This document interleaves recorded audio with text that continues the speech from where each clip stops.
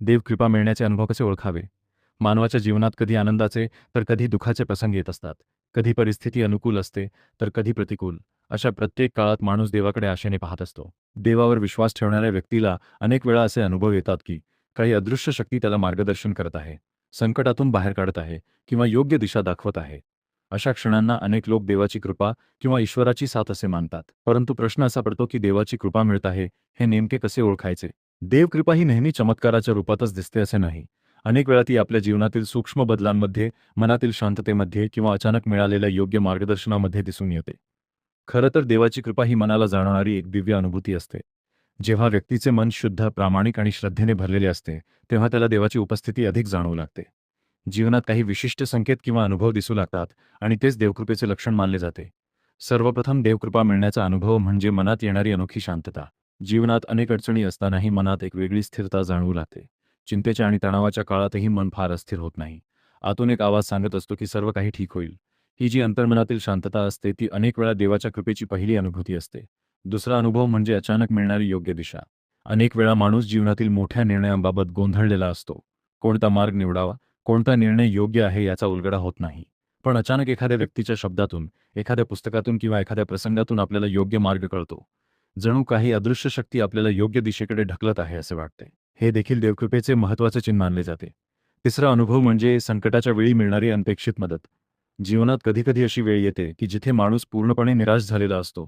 त्या क्षणी अचानक कोणीतरी मदतीला धावून येते. योग्य उपाय सापडतो किंवा परिस्थिती अचानक बदलते. अनेकांना अशा प्रसंगात वाटते की ही केवळ योगायोग नाही, तर देवाची कृपा आहे. चौथा अनुभव म्हणजे वाईट सवयींपासून दूर जाण्याची प्रेरणा मिळणे. जेव्हा एखादी व्यक्ती देवाच्या मार्गावर चालू लागते, तेव्हा तिच्या आयुष्यात हळूहळू सकारात्मक बदल घडू लागतात. वाईट सवयी, चुकीचे विचार आणि नकारात्मक भावना कमी होऊ लागतात. मनात चांगले विचार येऊ लागतात. इतरांना मदत करण्याची भावना वाढते. हे बदल देवकृपेचे सूचक असतात. पाचवा अनुभव म्हणजे धर्म, अध्यात्म आणि सत्संग याकडे मन ओढले जाणे.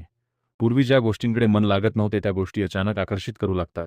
धार्मिक ग्रंथ वाचावेत, भजन ऐकावे, मंदिरात जावे किंवा सत्संगात सहभागी व्हावे अशी इच्छा निर्माण होते. ही ओढ मनाच्या शुद्धतेमुळे येते आणि ती देवकृपेचे लक्षण मानली जाते. सहावा अनुभव म्हणजे स्वप्नांमधून मिळणारे संकेत. काही लोकांना स्वप्नांमध्ये देव, मंदिर किंवा धार्मिक चिन्हे दिसतात. काही वेळा स्वप्नातून एखादा संदेश मिळाल्यासारखे वाटते.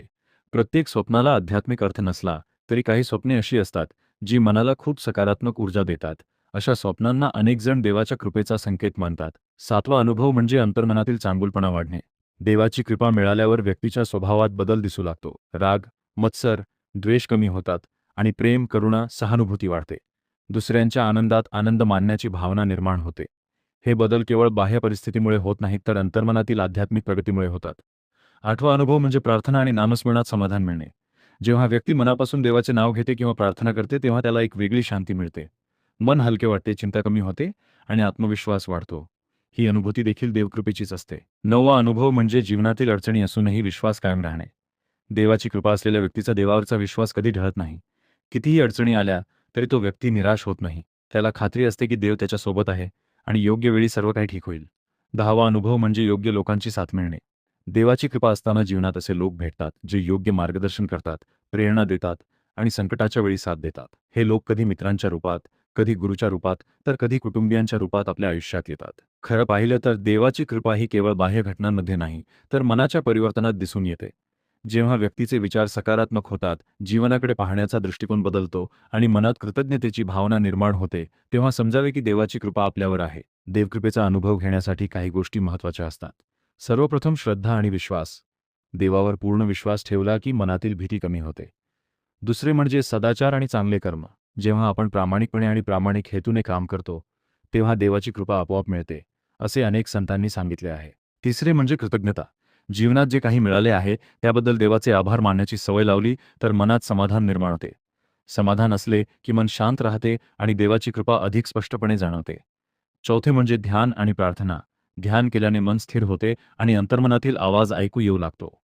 अनेक वेळा जीवनातील प्रश्नांची उत्तरे आपल्यालाच आतून मिळतात. संत महात्म्यांनी नेहमी सांगितले आहे की देवाची कृपा मिळवण्यासाठी मोठमोठे चमत्कार व्हायची गरज नसते. साधे, प्रामाणिक आणि प्रेमळ जीवन जगणे हीच खरी भक्ती आहे. जेव्हा मन स्वच्छ आणि निस्वार्थी असते तेव्हा देवाची कृपा आपोआप मिळते. शेवटी असे म्हणता येईल की देवाची कृपा ही नेहमी बाहेर शोधण्याची गोष्ट नाही.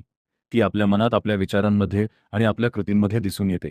जीवनात शांतता, योग्य मार्गदर्शन, सकारात्मक बदल आणि संकटात मिळणारी मदत हे सर्व अनुभव देवकृपेचेच संकेत असू शकतात. म्हणूनच जीवनात कोणतीही परिस्थिती आली तरी देवावर विश्वास ठेवणे, चांगले कर्म करणे आणि मनात सदैव सकारात्मकता ठेवणे अत्यंत महत्त्वाचे आहे. कारण जेव्हा मन शुद्ध आणि श्रद्धेने भरलेले असते तेव्हा देवाची कृपा आपोआप अनुभवायला मिळते.